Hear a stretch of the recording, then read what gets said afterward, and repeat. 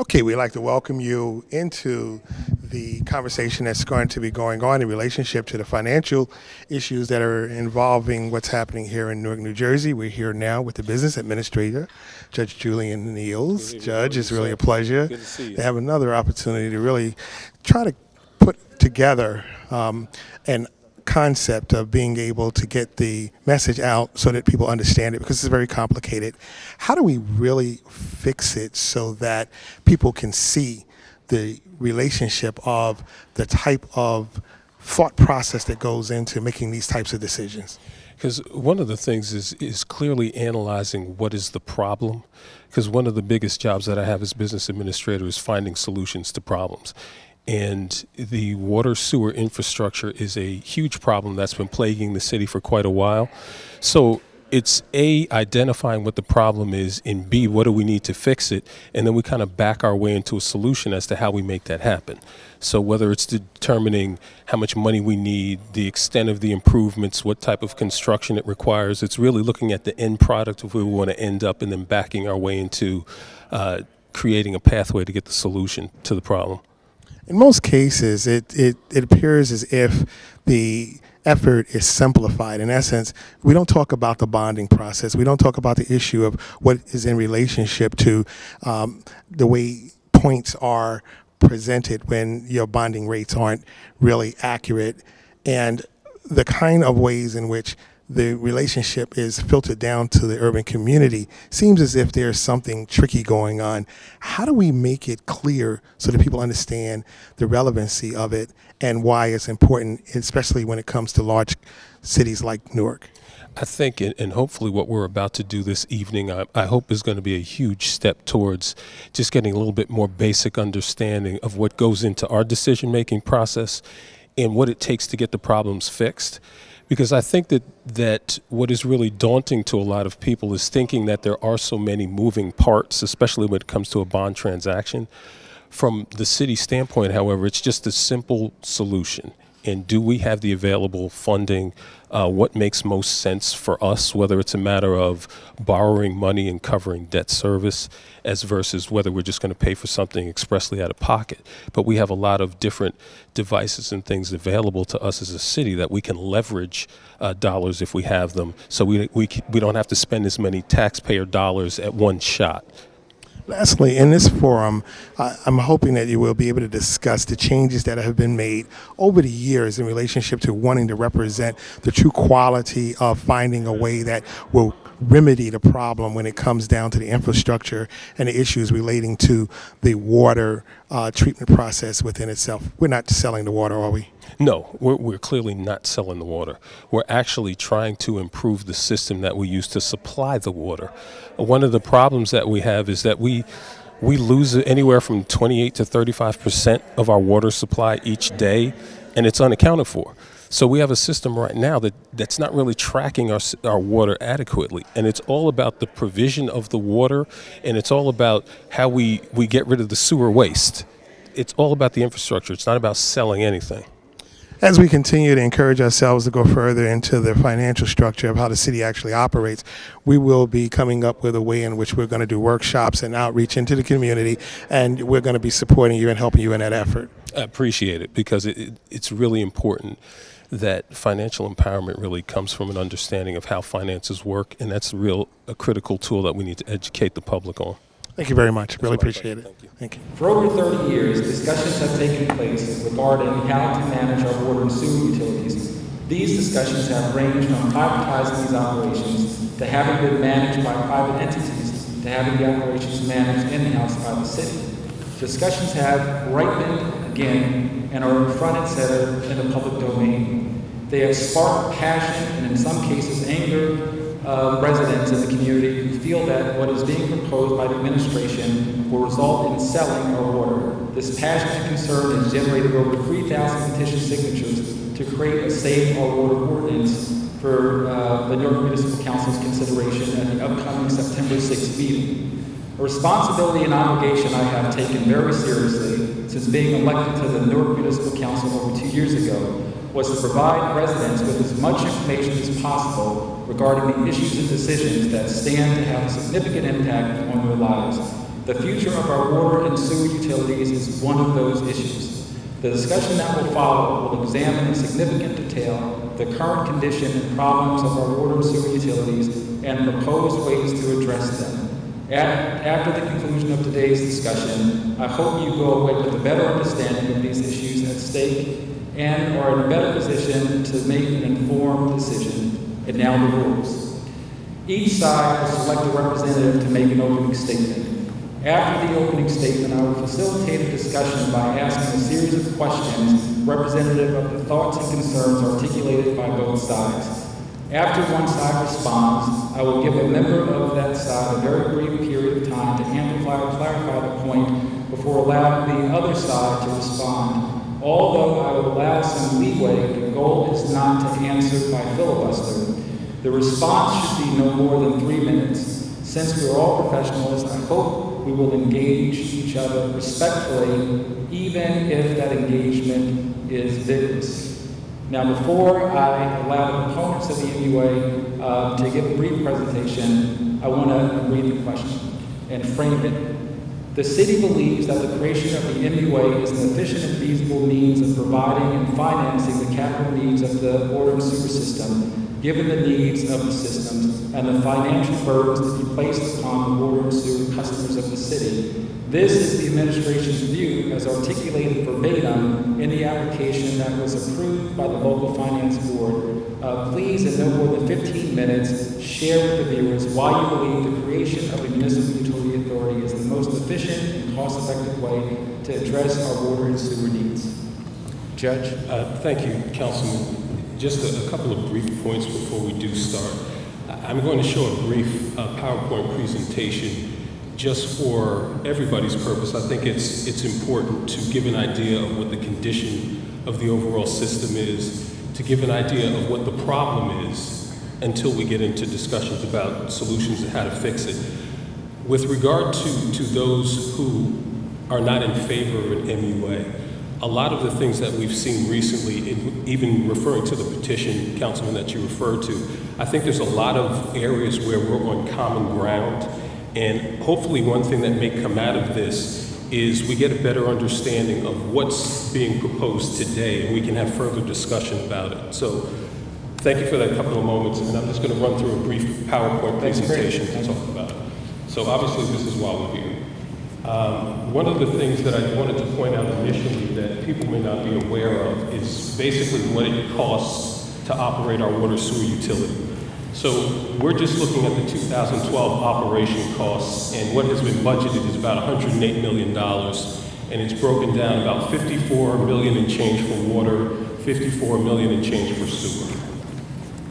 There's certain things about the utility I think it's important that people understand. Now, the utilities are required to do what's called self-liquidate. I'm going to read briefly what's on the screen, and it's there for people to read along as well. They're self-liquidating, which means that the expenses in any given year cannot exceed the revenues collected in the same year.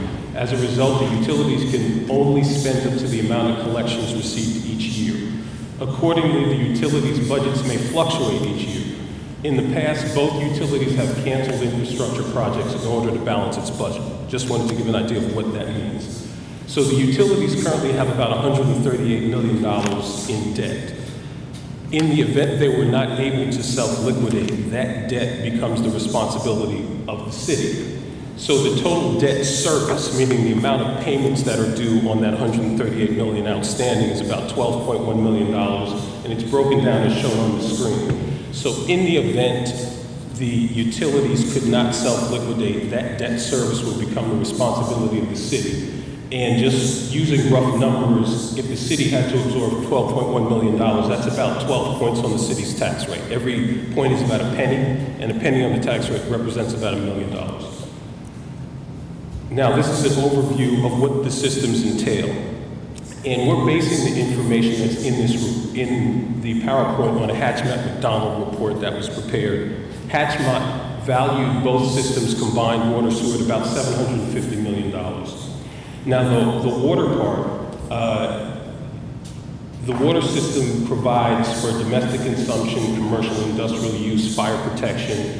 We provide wholesale supply to Elizabeth, East Orange, Bloomfield, Belleville, Pequannock, The system delivers on average per day about 77 million gallons. And the water supply lines constitutes about 600 miles of lines. We also do the water treatment, or the sewer side, for lack of a more advanced term, where we have storm sewers, catch basins, drainage channels within our boundaries. There's about 400 miles of sewer lines, and I think everybody agrees that we have a deteriorating sewer infrastructure because we have a sewer system that was constructed over 100 years ago, certain parts of it, and we've upgraded parts of it, but in some, it's a 100-year-old system, and the sewer side is about 400 miles. This just gives an idea of what the system, how comprehensive the system is and what it looks like. So if you see, for the viewing public who can't see, there's colors that indicate what's the combined sewer, sanitary sewer lines, storm sewer lines. But all of these lines that you see here represent the water and sewer system, just to give an idea how vast it is. There are some small blue dots, which I'm kind of pointing out here, which are all over the map. Those represent emergency sewer repair locations from 2001 to 2010. And as you can see, they're dotted all throughout the system. That'll come a little bit more relevant as we move on. We have talked about the Hatchmont-McDonald report. We've talked about it in council meetings. We've talked about it in discussion, but I'm not so sure that a lot of people know exactly what the Hatchmont-McDonald report is. Hatchmont-McDonald report was done to address the concerns about the water sewer systems. The city authorized the preparation of master plans for the water system and for the sewer system. And these basically were recommendations that were made for capital improvements that were required to each system. And they set out a master plan for us. Basically, all the needs that the system has, and basically rolled out for us as to how those improvements should take place. And it also sets out what the existing risks we have with the current infrastructure and the problems we have with it. So they set out a 10-year capital improvement program and also set out a budget for it as well. So some of the common problems that we experience with the system that are set out in the Hatchmont-McDonald report. Wastewater sewer systems, they have a limited service life. As the sewers age, their condition deteriorates and the system declines. Failures can take many forms. We see full or partial structural collapses, offset joints, connections, blockages, et cetera, et cetera. I have highlighted in italics two of the concerns in particular that we hear from a lot of our residents. Chronic localized flooding of certain city streets and real property experiencing sewer backups. Some of the primary things that we see that we experience with the problems in the system. This actually illustrates some of those problems. What you see here are actually water mains and the condition of those water mains. And this is just really stressing what the problem is and how extensive it is and why it needs to be fixed. So as we talked about, that the system provides about 77 million gallons per day, which the system currently accounts for is about 54.9 million gallons a day. So basically, Hatchmont has identified that anywhere from 28% to 35% of the water per day is unaccounted for in the system. That's about 22 to 27 million gallons of water that's not accounted for in the system, whether it's unmetered properties, whether it's through the leakage, et cetera, et cetera. That's just stressing what the infrastructure problem is that Hatchmont found and why there's such an urgency of why we need to address it. Here's some other common problems. Now, what this illustrates is sewer lines. These are actually two sewer lines. Pictures, if you can see, were taken in June of 2012. This sewer line is collapsing, which should be a semicircular shape. You can see it's collapsing here in the center. The one on the right is actually one that is fully collapsed. And this is what's leading to a lot of the blockages. One of the other symptoms that you see when you experience this is there's a water seepage, and this is causing wet and moist soil, which can loosen the footing and foundations of houses and actually make the houses susceptible to earth vibrations and get wet basements. There's a number of properties, and particularly in the West Ward, that actually have had community meetings over the last couple of years where we've had representatives who had to go and discuss this problem with them and what it would take to fix it. This is illustrating some of the flooding problems that we had during Hurricane Irene. Now, everybody knows that Hurricane Irene is somewhat of an extreme example, but this has not always been the case in Newark where we've had hurricanes in the past. The Hatchmont-McDonald report actually predicted problems like this would happen in extreme conditions. And as you can see from the addresses, this is all across the city. This is all throughout the city. And if you didn't know better, you'd think you were looking at New Orleans during Katrina. So Hatchmont identified some investment needs. And in summary, they said that we need to invest about $546 million in the system. There's a breakout between water and sewer, and they projected 10 years in order to try and stay ahead of any major system failures in the system. This is just outlined what some of those projects were that they identified. You can see for yourself Cedar Grove, reservoir water mains renewals, as far as the water side. And you'll see that as far as some of these critical ones, that comes to about $225 million. This shows the 2012 water utility expenditures, basically the budget for 2012. Now, as you'll see, what is constituted in the current budget shows about $4.7 million going towards infrastructure repairs. This is just meant to show the illustration of the problem. As we started out when we spoke, the water sewer department has to self-liquidate. Whatever they bring in, that's what they have to spend. So based on 2012 predictions, this is what we anticipate water sewer is going to have to spend on the water side. Now you can see at that rate, it would take us 45 years approximately to invest the $225 million that we need on the water side.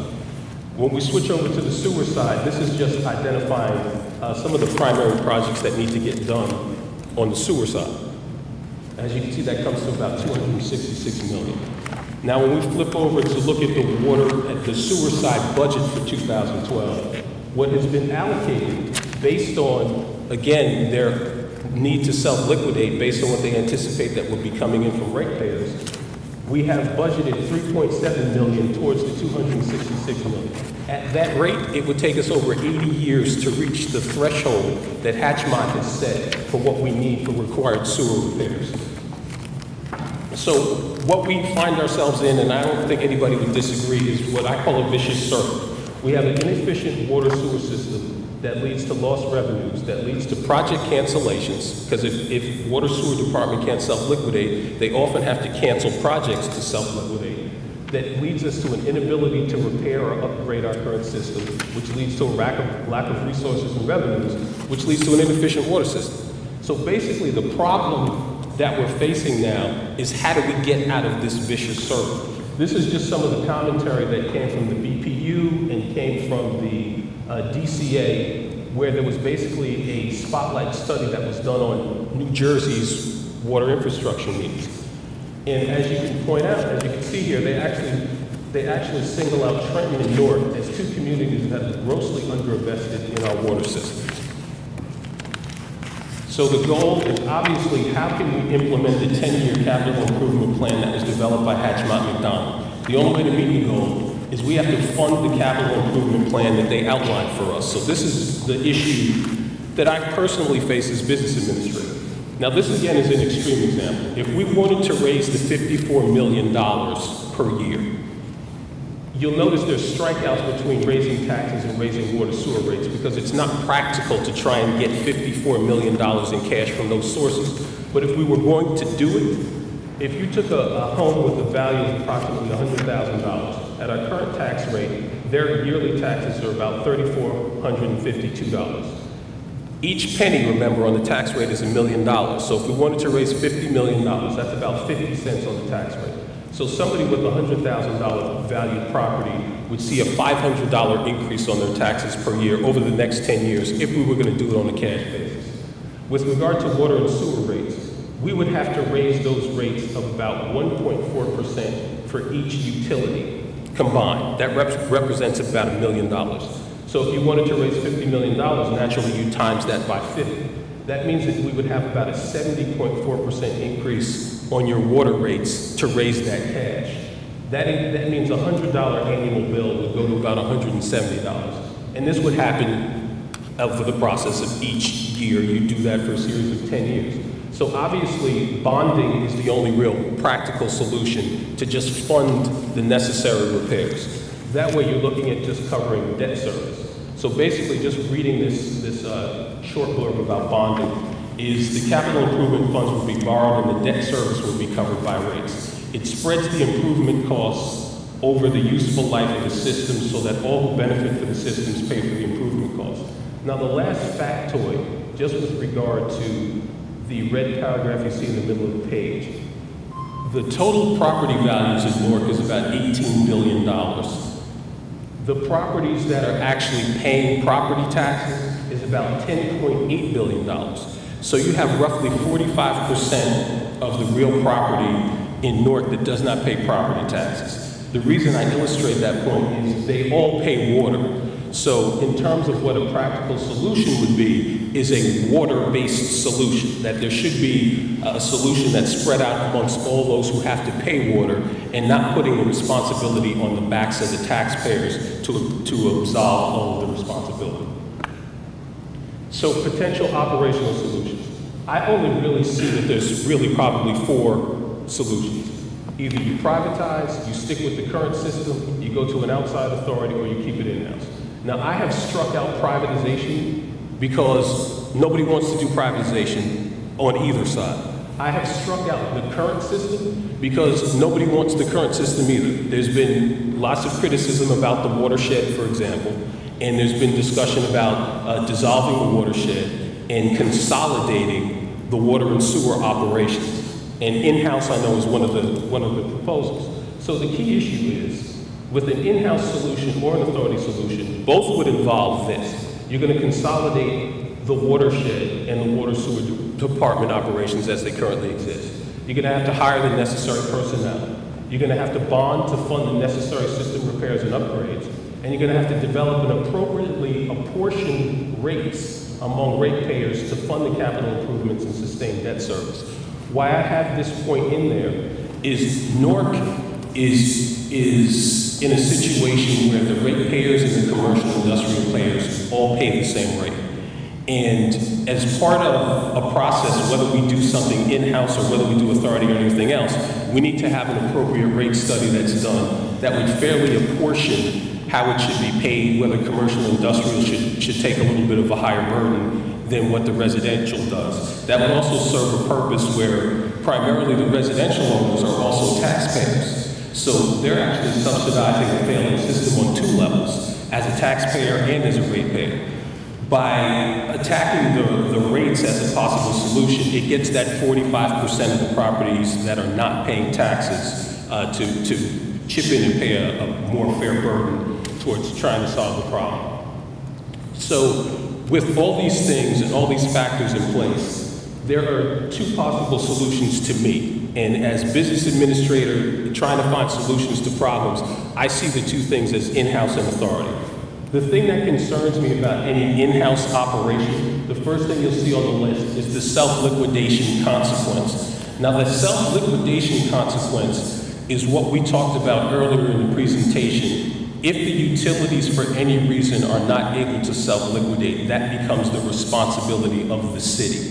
If it becomes the responsibility of the city, it becomes the responsibility of the taxpayers.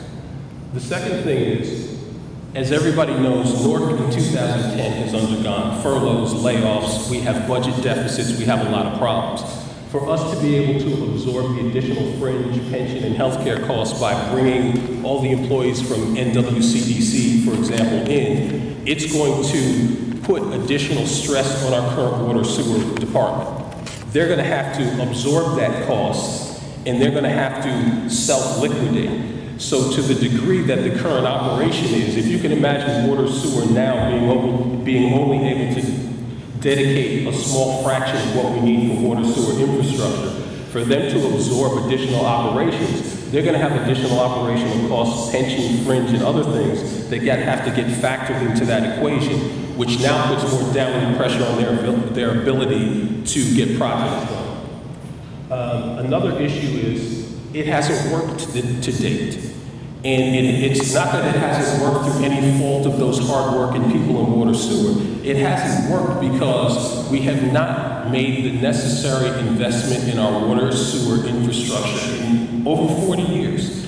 You saw the pictures of the pipes, of some of the condition of those pipes. That didn't happen overnight. That happened over an extended period of time.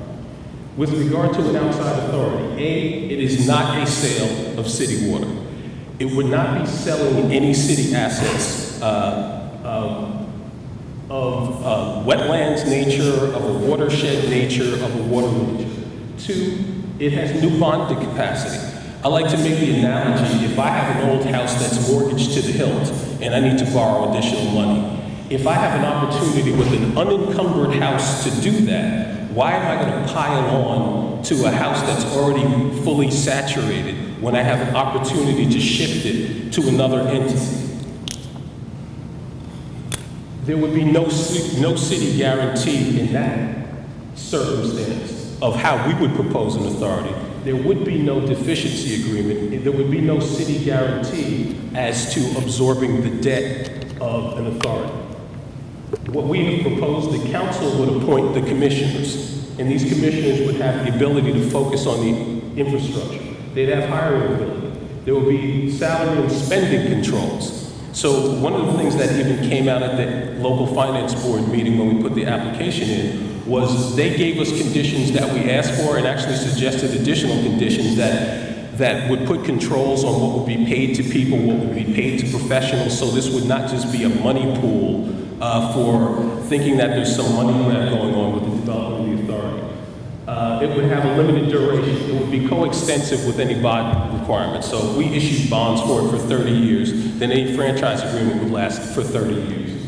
There would be a citizens advisory board. The council would have the ability to dissolve it to the degree it runs wild or addresses some of these concerns that people have about it. And finally, the council could create additional conditions. The LFB basically specifically stated that if there are any other additional conditions that the council feels would be appropriate, there's an ability to put those in to control any authority. So that is basically all I had on the issue. And I appreciate the time, but I just wanted to make it clear in terms of what it is that we're proposing, what the extent of the problem is that we're trying to fix. We're here now with two of the panelists that were pretty much in opposition of really focusing on the relationship that the administration wants to represent in regard to saying that there are conditions that are necessary to make the change are appropriate. And we want to get an idea exactly why you opposing the definition of an administration wanting an authority versus an in-house management system. Your name? Wilbur McNeil. I work with the Wickway Park Association. In the last 20 years, I'm a volunteer, full-time volunteer. And during that year period, we've noticed that monies have been coming through governmental agencies. The actual residents receive less than 1%, whether it's grants or construction work, you know, in environmental issues. The citizens actually get less than 1%. It appears as though the city has a lack of trust for his citizens to do.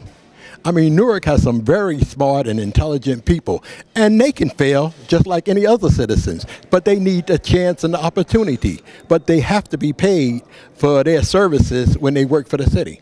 Okay. What is your name? Jim Walsh. I work for Food and Water Watch. I'm the state director. And, you know, really I think this comes down to public oversight and control of the system and making sure that there's strong public control. When you move towards an MUA, you're removing a level of oversight that the citizens of Newark will have for how their water is treated in future development.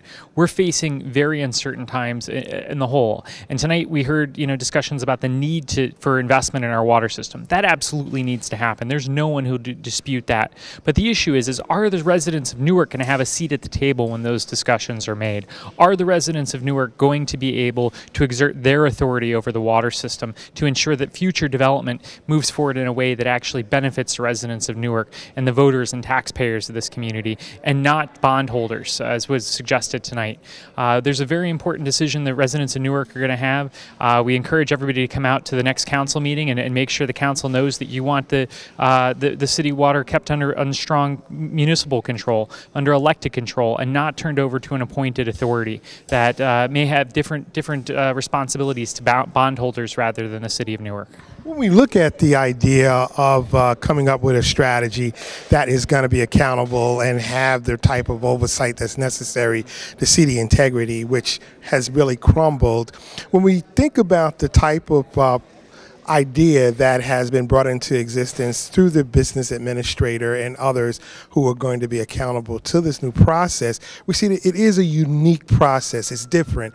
I see a lot of comparison to other programs that exist, but this one is not like all the rest of them. Why do you think that you can compare what has existed to this program and say that it won't function simply because of that particular comparison? Well, we're taking control away from the city of Newark.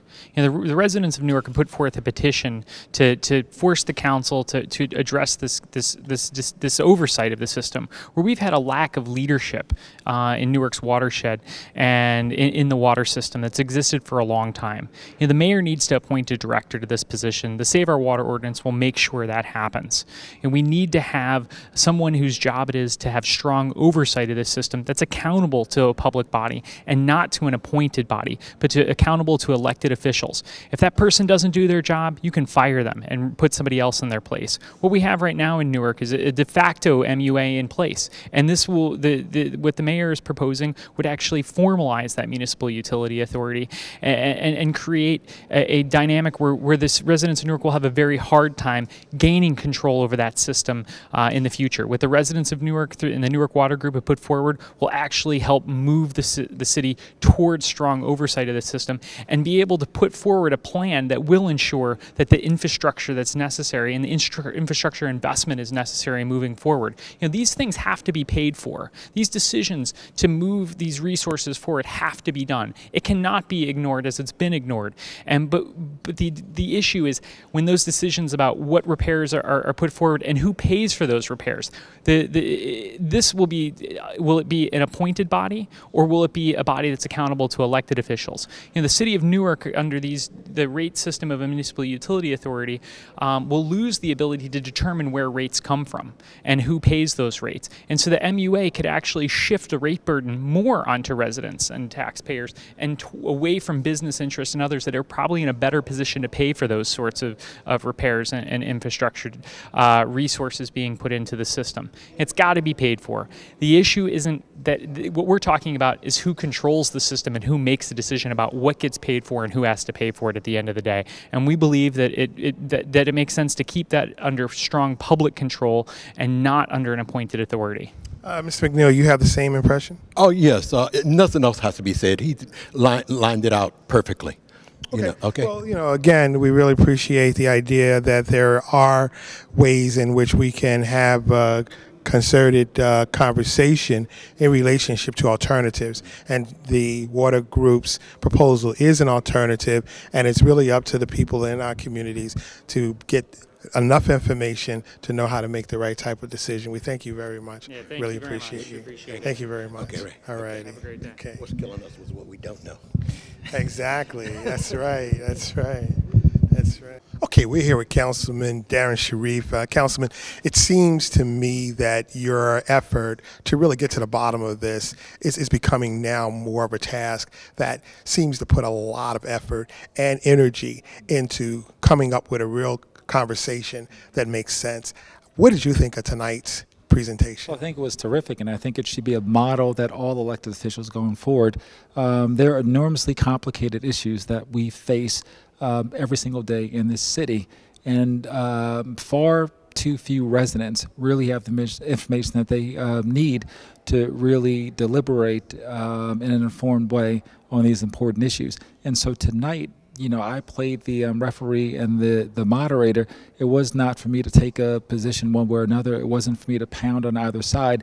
It was really to try to elicit from the pro-MUA and the anti-MUA answers to the important questions that are floating out there in the community. And I think we did reasonably well with respect to achieving that goal. That's what this discussion was designed to accomplish. And it seems as if that the conversation had begun to bring out a number of transparent issues in relationship to the honesty and the trust that the administration really is putting forth in this particular effort. Yeah, and I give them high marks for under the leadership of Judge Neals, who has a very difficult job, and I think he acquitted himself quite well today. He had a very informative PowerPoint slide. It had some solid facts and figures. What I tried to get both sides to agree with was the need to do something to repair our aging infrastructure. That really is one of the important threshold issues, and when we can agree on that is whether or not those repairs can be handled in-house, or whether or not we need to create this municipal utility authority to take care of those repairs. And I tried to drill and pin both sides down to say, to repair the infrastructure, you're going to have to float bonds. What's the difference in floating MUA bonds or bonds internally? And I seem to get from the business administrator that to float the bonds internally, it would put even more stress financially on the capital projects that we had to do. And I know the judge said that he would hope that this would be the last time that the public would have to hear about this. But I want to continue to, as we, go to make a decision, and September the 6th, we have to vote on whether or not we're going to create this municipal utility authority. But I'm trying to figure out every other possible way that I can drill down and questions that I still have in my mind get a satisfactory answer from the administration and the anti-MUA people, because it's not just enough to say I don't want this, and it's not just enough to hope for the best. It's not just enough to say if you create this, horrible things will happen. You have the responsibility to say in painful details and specifics, if you bring it in-house, this is how you're going to bring it in-house. This is how you're going to address these rising pension costs in health care, because you got to bring those folks from the watershed in-house. And we've got to be able to look at facts and figures, because if you don't address that, wherever I go in the Central Ward, people are saying, I don't want to have to pay an additional red nickel for any more that I have to in terms of increased taxes. So I got to be able to go to them and say, yep, we don't have to create a municipal utility authority, because this is how we can take care of all those things in-house. So I'm always in information gathering mode, and at the end of the day, I am going to have to make a decision. What Dan and those guys said is right. That's what people elected me to do. And as long as I'm comfortable that I have all the information that I can possibly get, whatever decision I made, I've never made a decision in 2 years that I've been here where where it's pleased every single person, right? So some people are going to be happy with the decision. Some people are not going to be happy. I'm going to be happy with myself if I exhaustively looked at everything available to me by way of information and analysis to base my decision on. Well, looking at it, there are some areas that have a strong definition in regard to resolving some of the critical points, and that's to the extent of knowing that the water is not being privatized, it's not going to be for sale, and we know that we do have a problem dealing with accountability. As we focus on the timeline that exists in terms of whether or not the municipal government is going to make the decision without input from the community, do you think that will delay any kind of decision to be made in the near future? Well, I don't know. We're going to have to caucus as a council, because we've got to factor in that this petition to create the Save Our Water ordinance. We have about, I think, 20 days to act on that. If we don't act on it, then it is a referendum item. But an important point that came out in today's discussion, and I really wanted to get a definitive answer on the anti-MUA side, that this is not privatization. And that's all I ask for in any debate. You can be anti this, but to really inject facts, in your opinion, into a conversation just in an effort to win the argument when you know those facts aren't true, then that's being intellectually dishonest. And I think from the discussion that happened today, I would hope the residents would walk away to say, even if a MUA was created, that is not tantamount to privatization. I tried to go back to that issue. And also, I think a lot of people didn't realize that we have incredible flexibility if we're going to form this MUA to put in as many protections as possible so that it is, as Dan said, not a runaway MUA. Because to say that, it really just conjures up all kind of horrible images that we create this thing, and like I said, it's a Frankenstein, and there's nothing that you can do to stop it. I'm going to become even more knowledgeable in terms of what specific things that we can put in to exercise maximum control. Not saying that I've decided on what to do, but I want to make sure that if it's something that we go forward with, that we can control it as as aggressively as possible. But that was important to know. Yeah. Well, thank you very much. I really appreciate it. Okay, great. We'd like to thank you for tuning in and watching what's really happening now in the city of Newark as we continue to focus on coming up with alternatives in relationship to the fiscal matters that go on and bringing transparency in relationship to how government improves its relationship with the community. We'd like to thank the councilman for inviting us to be a part of this debate, and we certainly would like to thank Judge Neals for being involved in presiding over the opportunity to raise awareness in regard to the ideas that are important for us to change the city of Newark.